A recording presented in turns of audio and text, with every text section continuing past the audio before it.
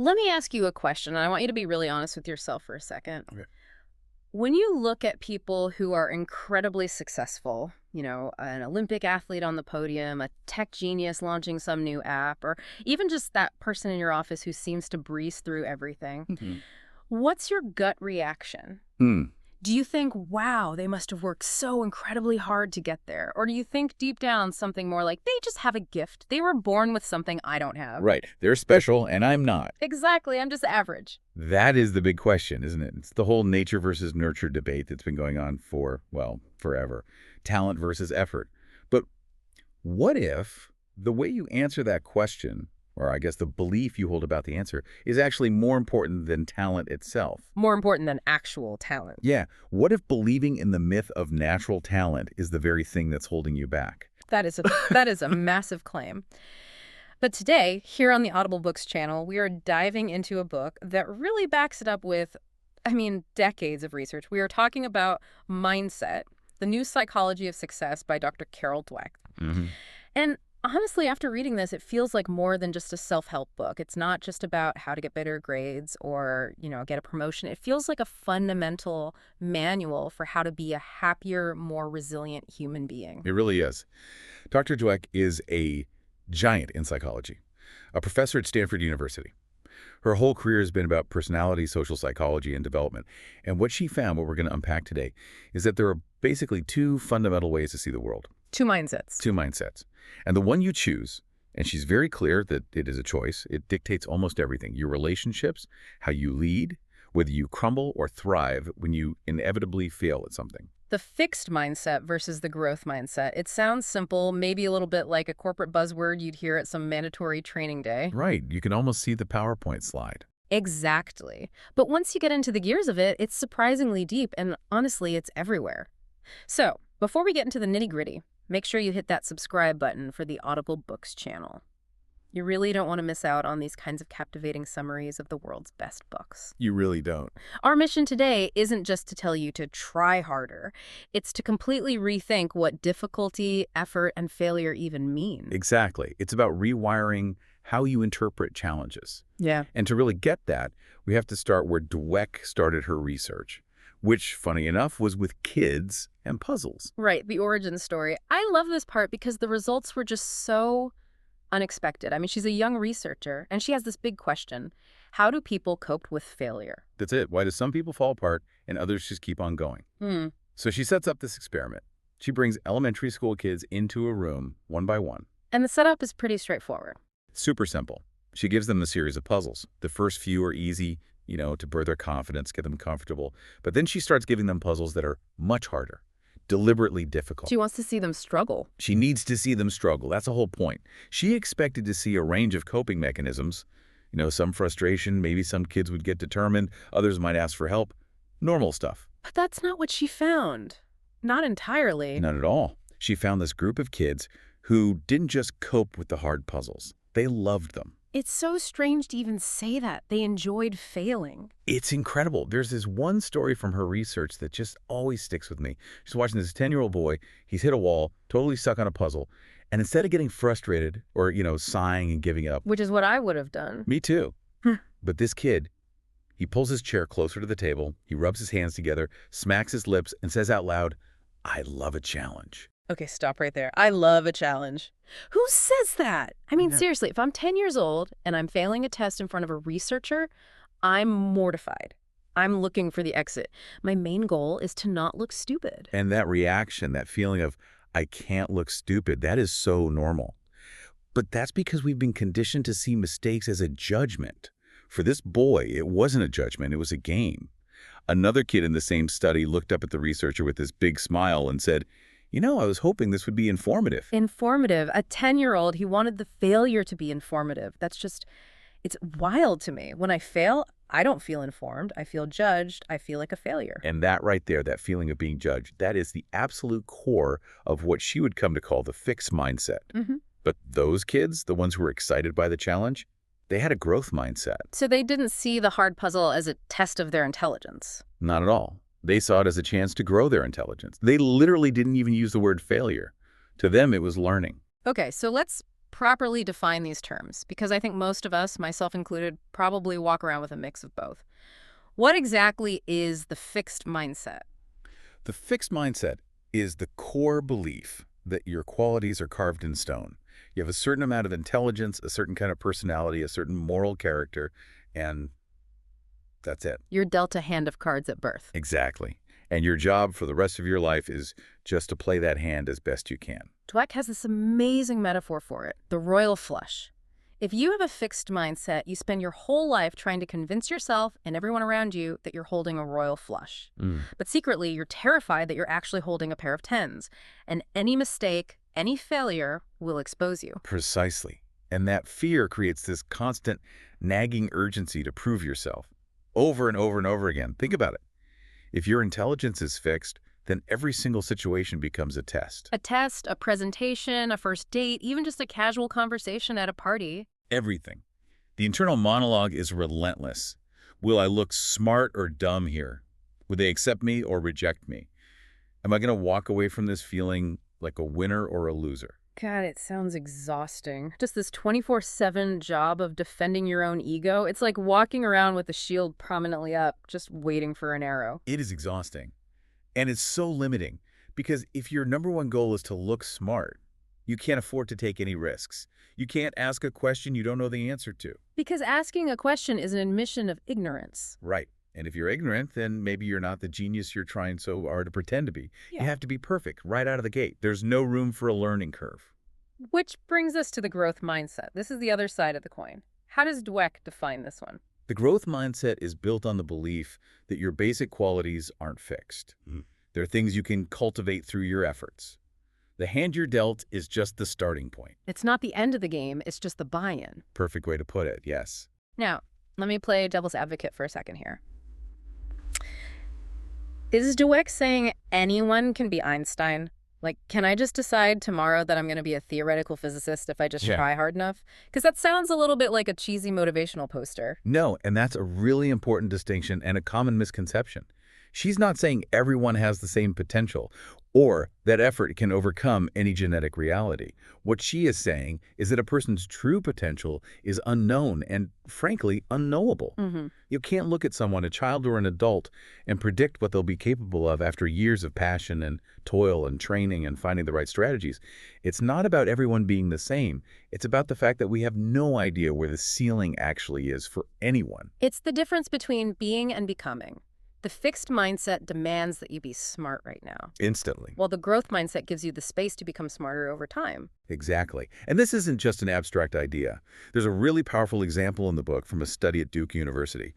Researchers there found this phenomenon among female undergrads they called effortless perfection.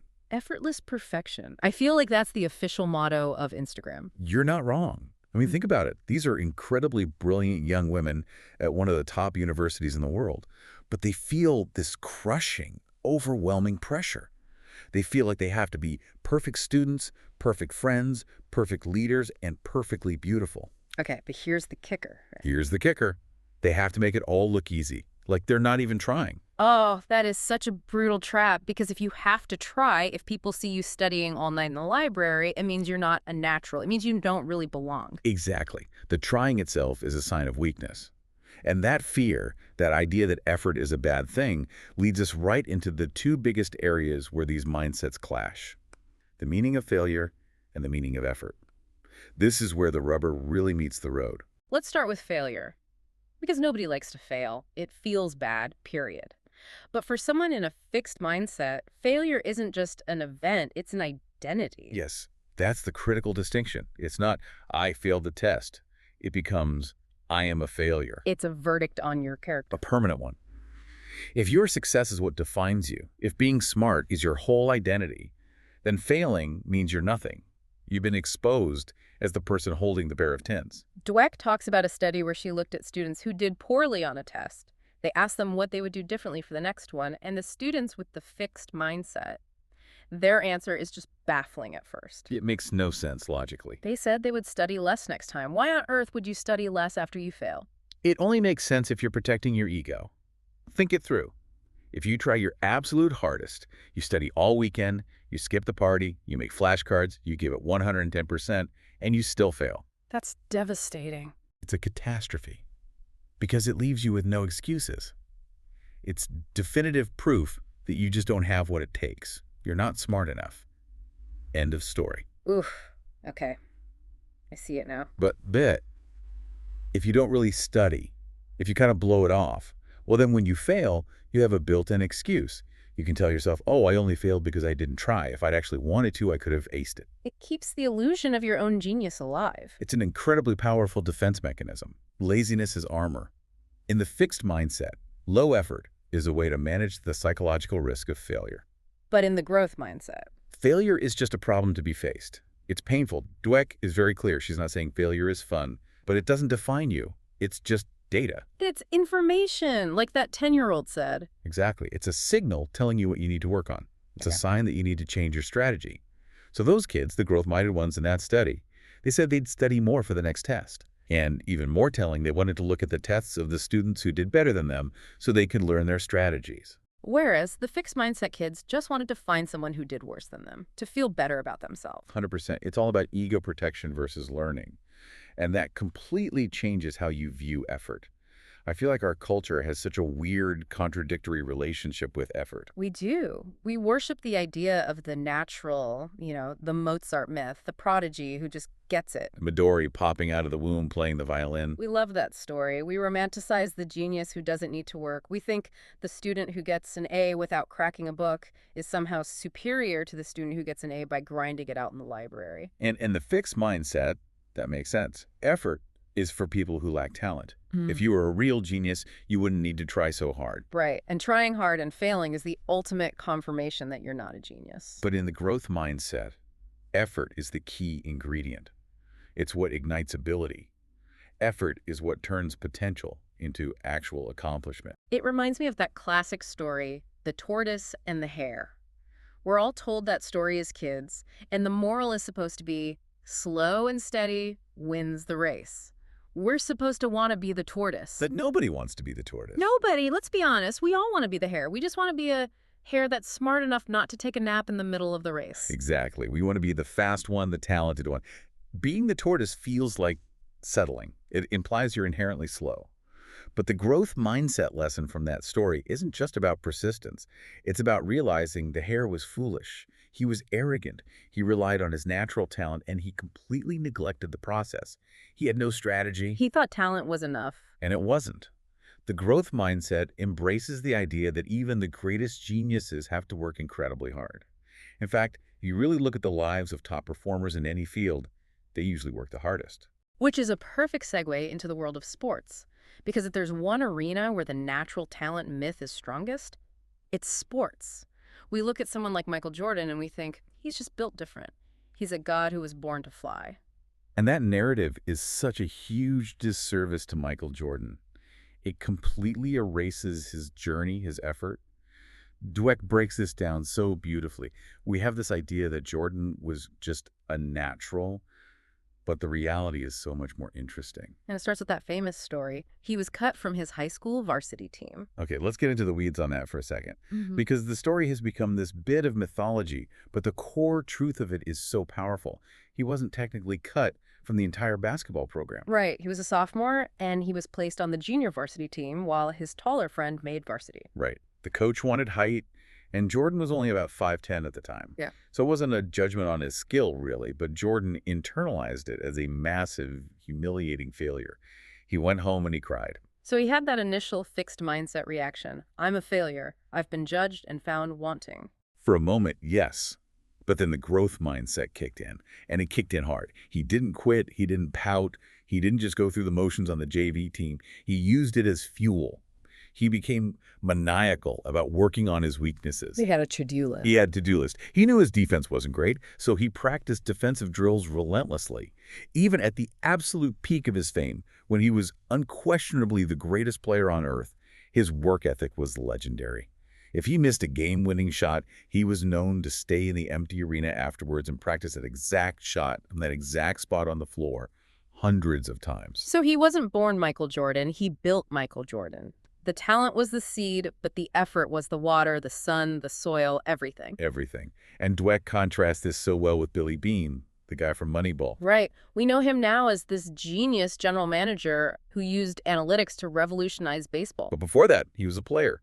And he was the opposite of Jordan. He was a natural, a can't-miss prospect. The guy all the scouts drooled over, the perfect-looking player. Yes. Tall, fast, strong. He had the look. He was the royal flush personified. But he had a raging, fixed mindset. Because he believed that his talent was all that mattered, he had no idea how to cope when things got difficult. So when he gets to the minor leagues and starts facing better pitchers, He fell apart. Completely. And it wasn't pretty. If he struck out, he would smash his bat against the dugout wall. He'd throw the water cooler. He would just scream in frustration. it wasn't just anger, though, was it? No, it was shame. It was deep, profound shame. He couldn't understand why his talent was failing him. He didn't look at a strikeout and think, okay, I need to adjust my swing, or I need to study this pitcher's tendencies. He looked at it and thought, I'm a fraud. They're going to find me out. That's just tragic, to have all that physical ability and be completely trapped by your own mind. But then as a GM, he totally flipped the script. He had to. His own failure taught him a brutal lesson. He realized that all the scouts, himself included, were looking for the wrong things. They were just looking for more Billy Beans, the guys who looked like stars. The other royal flushes. Exactly. And Bean realized that future performance isn't about how you look in a uniform. It's about your ability to learn, to adapt, to grind. He started valuing character and resilience over raw, flashy talent. Let's talk about that word character, because in the context of this book, character isn't just about being a nice guy. No, it's about what you do when you're up against the wall. It's the ability to find strength when everything is going against you. Dweck uses the example of tennis players like Pete Sampras or, Tiger Woods in golf. These guys were famous for playing their absolute best when they were behind. They rose to the challenge. They rose to the challenge. Yeah. And then she contrasts them with someone like John McEnroe. Oh, McEnroe, an unbelievable talent, but wow, the tantrums. I can still hear him screaming, "You cannot be serious," Yeah. at the umpire. Those tantrums were a perfect symptom of the fixed mindset.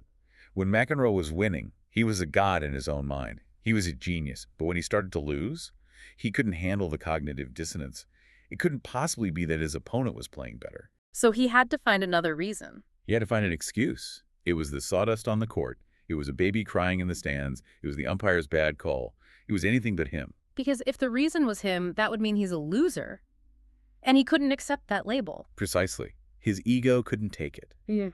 And Dweck argues that this ultimately limited his career. He didn't enjoy the process, the struggle, the learning. He only enjoyed the validation that came from winning.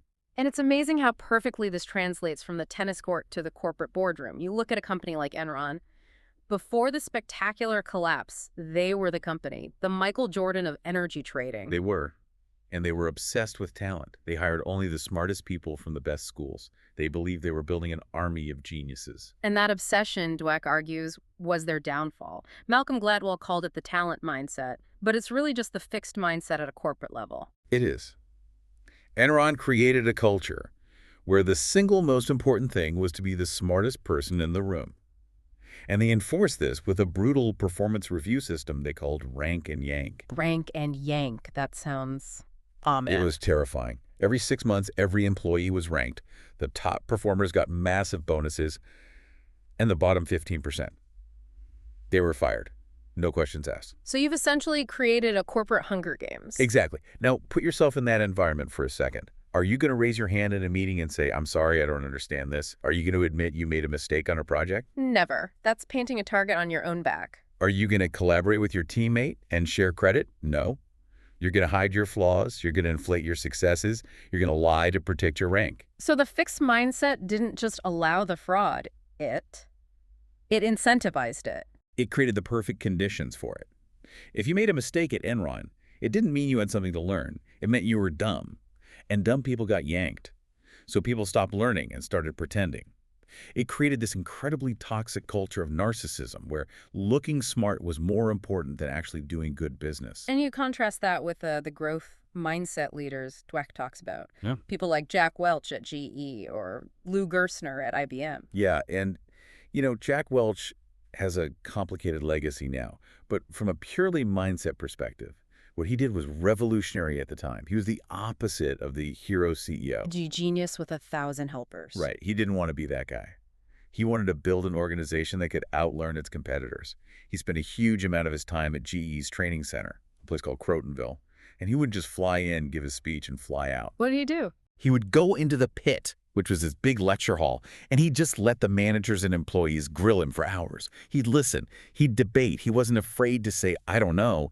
He wanted to find the best idea in the room, not just prove that his idea was the best. That requires so much humility, so much psychological security to be the CEO of General Electric and say, I could be wrong here. What do you all think? It's huge. And Dweck points out that fixed mindset leaders inevitably create groupthink. They punish dissent because any disagreement feels like a personal attack. They need to be right. Growth mindset leaders encourage debate. They want the truth, even if it's uncomfortable, because you can't fix a problem you refuse to see. Lou Gerstner did the same thing at IBM, right? He did. He came into this culture that was incredibly arrogant and elitist. Everyone at IBM thought they were the smartest people in the world, and because of that, they'd stopped listening to their customers. They were getting crushed. So he had to break down that fixed mindset. He had to shatter it.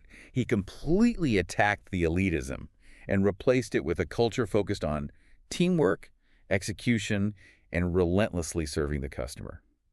He stopped the internal hero worship and made it about the collective effort. You know, there was a study on negotiation in the book that I found so practical, just for anyone listening who has to do any kind of sales or management. Oh, it's fantastic. It showed that your core belief about negotiation skills, whether you think they're innate or learnable, directly impacts your results. It's so crucial. If you think you're either a born negotiator or you're not, Right. that's a fixed mindset about a specific skill. Yeah. So what happens when a negotiation gets tough? When you hit a stalemate? You give up. You think, well, I guess this isn't going to work. It's not meant to be. I don't have the magic touch. Exactly. You fold. But if you have a growth mindset about it, if you see negotiation as a skill you can develop, you persist. You get creative. You try a different strategy. You ask more questions. And the research shows those people consistently get better outcomes. Not because they're inherently smoother talkers, but because they simply stick with the problem longer and are willing to learn through the process. Okay, so we've hit sports, we've hit business. Now we have to talk about the area where I think this stuff hits home the hardest for a lot of people. It certainly did for me. Relationships. Love. Yeah. Yeah. This is where the fixed mindset can be truly deeply destructive. And it's so sneaky because our entire culture feeds us these romantic narratives that reinforce it. The whole happily ever after myth. That's the one. The core belief of the fixed mindset in relationships is if it's meant to be, it should be easy. Oh, I have been so guilty of that in the past. That idea that, if we're really soulmates, I shouldn't have to tell you why I'm upset. You should just know. The mind-reading expectation. It's classic fixed mindset. It's the idea that compatibility is this fixed, magical state. You either click perfectly like two puzzle pieces or you don't. And if you have to work at it, if you have conflict, if you have to explain your feelings. It's a sign that the relationship is flawed, that it's not the one. Exactly. So at the first sign of real trouble, the fixed mindset person either hits the eject button or they just simmer in this deep resentment. They think, if he really loved me, he would have remembered. If she was my soulmate, she wouldn't have said that. So what does the growth mindset say instead? The growth mindset says a lasting relationship is all about effort. It's about working through differences. It's about learning how to communicate with this other person. Conflict isn't the sign that the relationship is broken. It's just a communication problem that needs to be solved. It's data. It's data. Dweck talks about a study where they asked people to describe their ideal partner. The fixed mindset people, they wanted someone who would put them on a pedestal, someone who would make them feel perfect and validated all the time. They didn't want a partner, they wanted a fan club. Exactly. They wanted worship. But the growth mindset people, they said they wanted someone who would challenge them, someone who would see their faults and help them work on them, someone who would help them become a better person. That is just a universe of difference. One person wants to be worshipped, the other wants to grow. And this also changes how people deal with the end of a relationship, with rejection. Dweck gets pretty dark here, actually. She does, but it's so important. If you're in a fixed mindset, rejection is a verdict on your permanent value as a human being. It's not, this relationship didn't work out. It's, I am unlovable. I am not good enough. And that is a devastating psychological wound. It shatters your identity. And to try and repair that shattered self-esteem, some people with a fixed mindset lash out.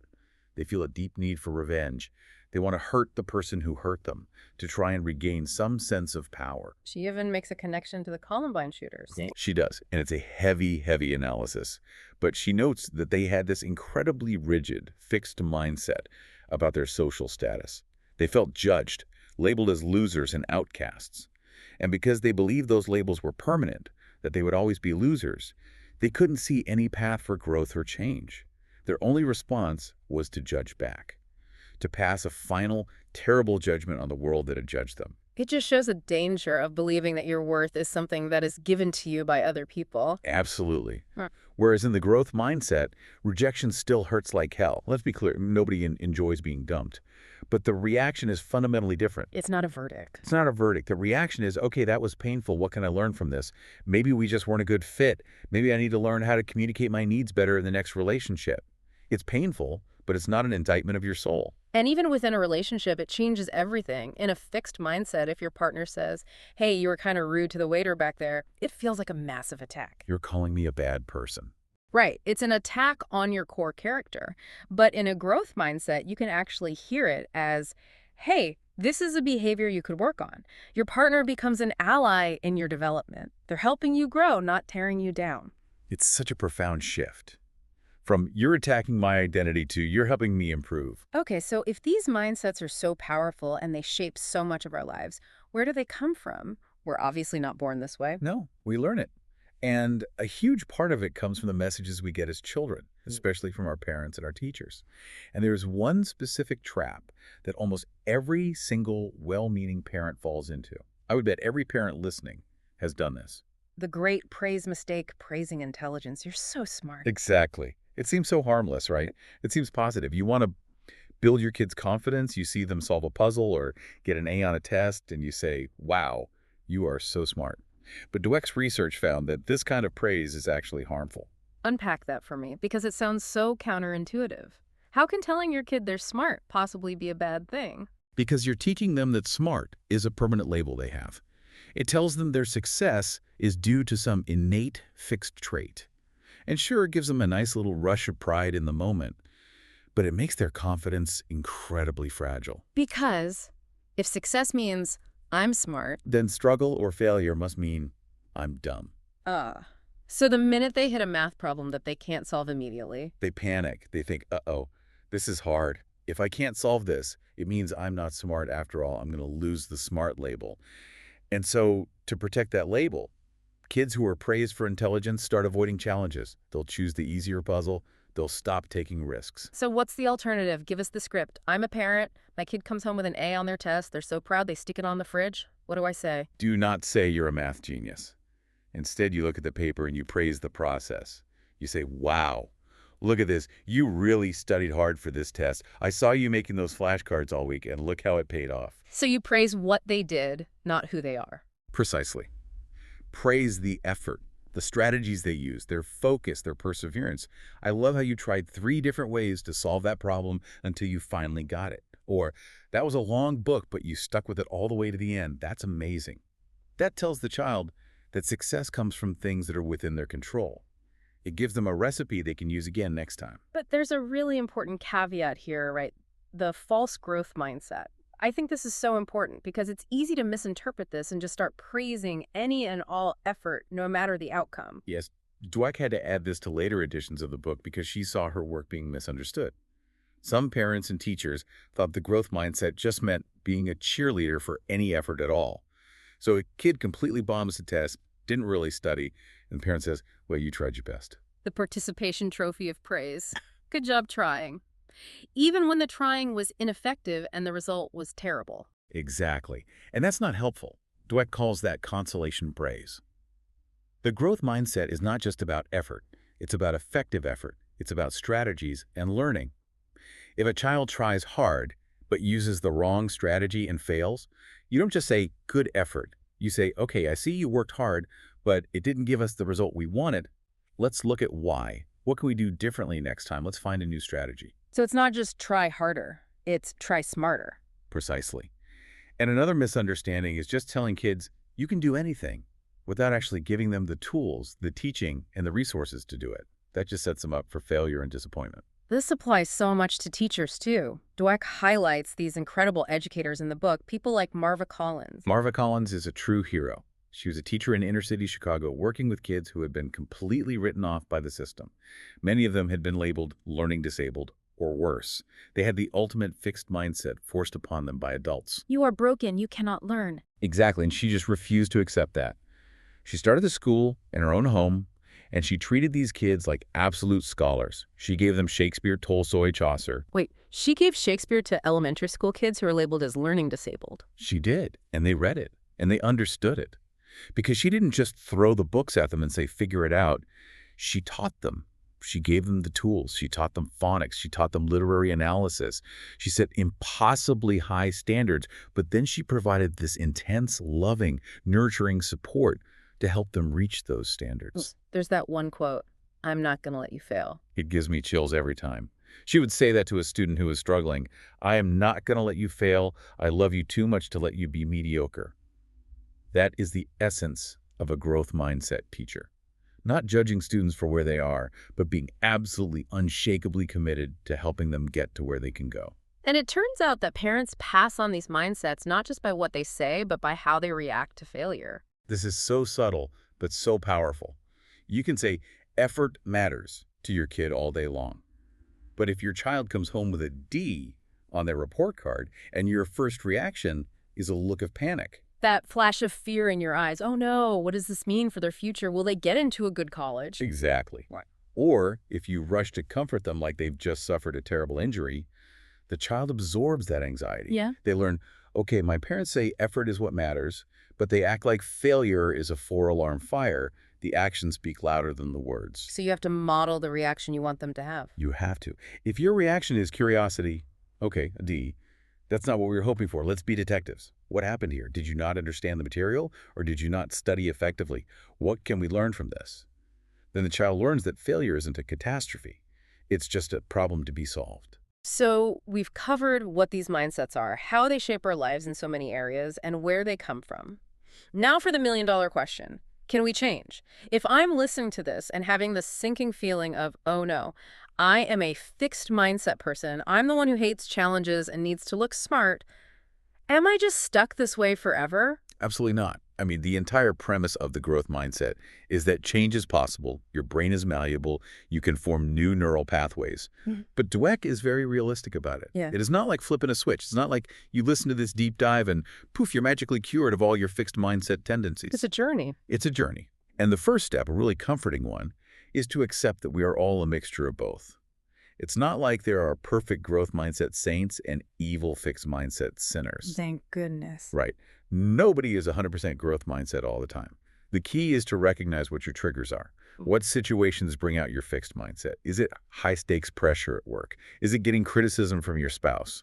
Is it seeing someone else succeed on social media and feeling that immediate pang of envy? Why them and not me? That envy is a huge trigger. It's a classic fixed mindset reaction. And when you feel that, Dweck suggests this really clever technique. Name your fixed mindset persona. I love this. Give it a name. Yes. Personify it. Give it a silly name. Call it the Judge or the Duchess of Doom or Mr. Perfect.